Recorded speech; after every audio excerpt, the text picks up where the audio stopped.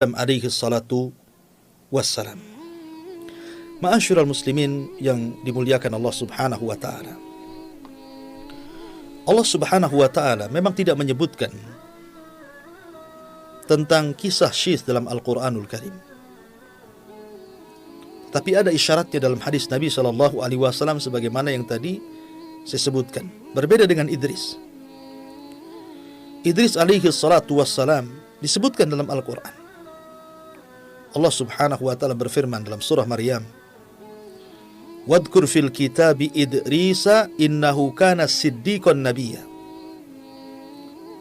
Ceritakan wahai Muhammad, fil kitabi Idris, di dalam Alkitab Al-Quran ini tentang kisah Idris alaihi salatu wassalam.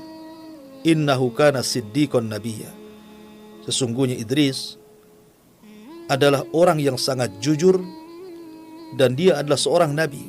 Wa rafa'nahu makanan 'aliyya. Dan kami angkat Idris ke tempat yang paling tinggi. Anda harus tahu bahwa Allah subhanahu wa ta'ala ketika mengutus para nabi dan rasul itu cukup banyak, berdasarkan hadis Abi Dzar yang bertanya kepada Nabi SAW tentang jumlah para nabi dan juga jumlah para rasul. Sehingga Nabi SAW menjelaskan bahwa adadul anbiya, jumlah para nabi itu 120.000 dan jumlah rasul itu 315. Tetapi Al-Quranul Karim tidak menyebutkan semuanya.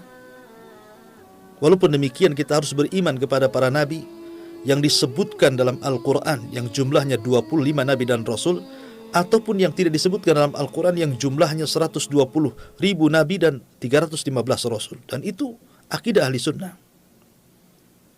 Walaupun yang kita kenal, yang kita harus imani adalah 25 nabi dan rasul karena namanya dicantumkan dalam Al-Quran, di mana 15 secara nama tercantum dalam surah Al-An'am, dan sisanya sampai 25 nabi dan rasul tercantum dalam beberapa surat di dalam Al-Quranul Karim. Lah, para nabi ini ada yang dikisahkan secara utuh, detail, lengkap, seperti kisahnya Nabi Musa alaihi salatu wassalam, dan itu kisah terbanyak sampai Allah sebutkan 133 lebih tentang kisah Nabi Musa dalam Al-Quran. Dan itu kisah paling detail dalam Al-Quran, kisah Nabi Allah Musa alaihi salatu wassalam. Kemudian juga kisah Ibrahim alaihi salatu wassalam, cukup detail, disebutkan masa remajanya sampai kepada masa tuanya. Tapi ada juga nabi itu tidak disebutkan secara rinci, hanya disebutkan kisah globalnya, seperti kisah Nabi Saleh, Nabi Syuaib, dan nabi-nabi yang lainnya.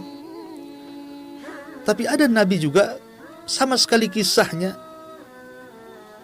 hanya cuplikan saja, seperti kisah Idris tidak disebutkan bagaimana masa kecilnya, masa remajanya sampai tuanya. Hanya Allah mengatakan wadhkur fil kitabi Idris innahu kana siddiqan nabiyya wa rafa'nahu makanan 'aliyya, hanya isyarat saja. Sebutkan ya Muhammad di dalam Al-Quran tentang kisah Idris.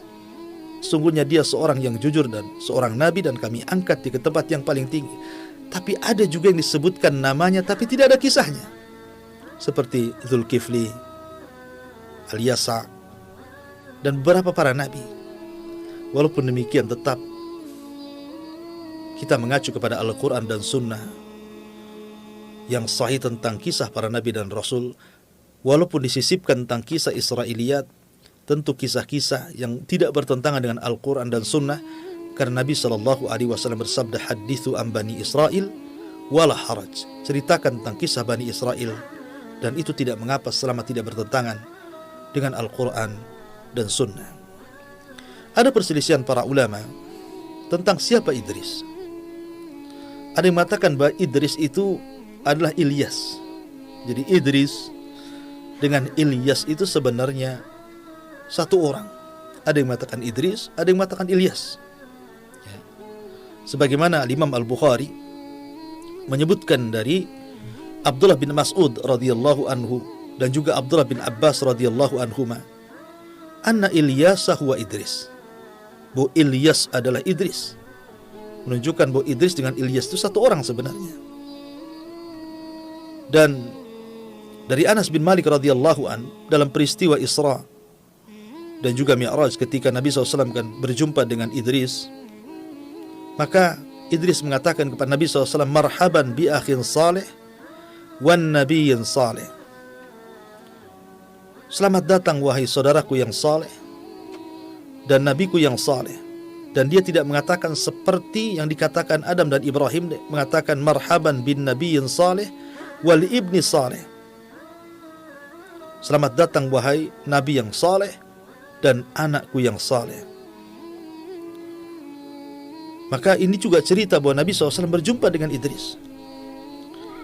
Dan ada yang mengatakan sekali lagi bahwa Idris adalah Ilyas, tetapi pendapat yang kuat wallahu alam bahwa Ilyas sendiri dan juga Idris sendiri, dan itu yang dikuatkan oleh Imam Ibnu Katsir rahimahullahu taala, wa anna Ilyas laisa huwa Idris, bahwa Ilyas itu bukan Idris. Ilyas sendiri, Idris sendiri, artinya Ilyas ada kisahnya, Idris juga ada kisahnya yang sekarang sedang kita ceritakan.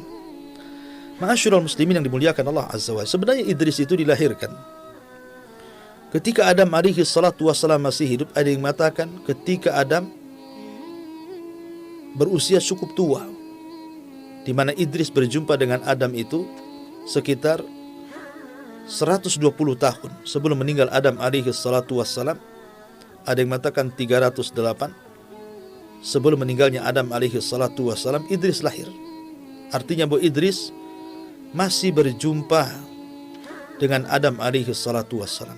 Karena Adam itu juga diberikan usia cukup panjang. Ada yang mengatakan usianya 1000 tahun, tapi kemudian dikurangi menjadi 960 tahun, karena yang 40 tahunnya diberikan kepada salah satu umatnya yang sangat menakjubkan Adam dalam mimpinya, dialah Daud alaihi salatu wassalam. Nanti akan sampai kisahnya. Tapi yang jelas bahwa Nabiullah Idris alaihi salatu wassalam diberikan oleh Allah subhanahu wa ta'ala kecerdasan. Maka disebut Idris dari kalimat dirasah, karena di antara keistimewaan daripada Idris alaihi salatu wassalam, di mana dia awal man khatta bil qalam, bahwa dia adalah nabi yang pertama kali mencatat dengan pena. Jadi dia orang yang pertama kali mencatat dengan pena, dan juga diberikan ilmu yang luas dan luar biasa. Dia suka membaca.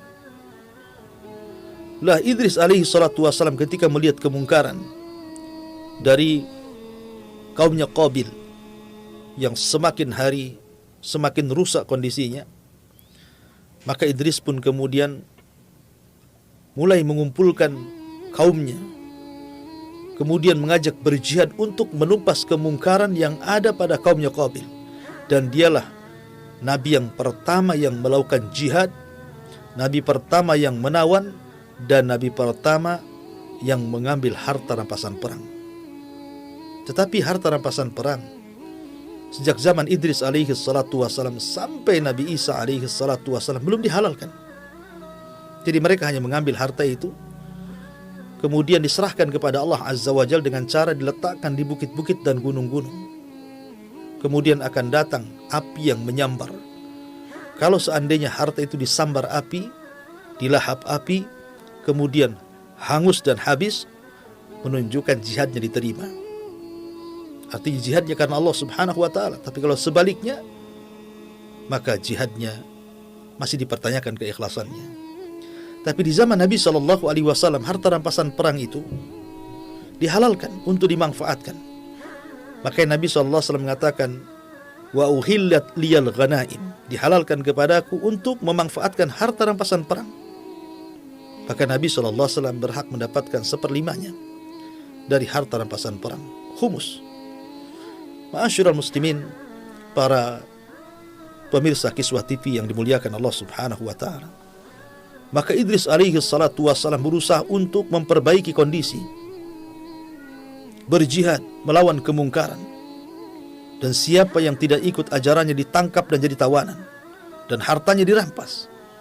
Akhirnya setiap hari banyak orang yang sadar kembali ke jalan yang benar. Dari situlah maka Allah subhanahu wa ta'ala menghadiahi Idris bahwa dia setiap hari amalannya akan diangkat sebanyak umat yang didakwahinya.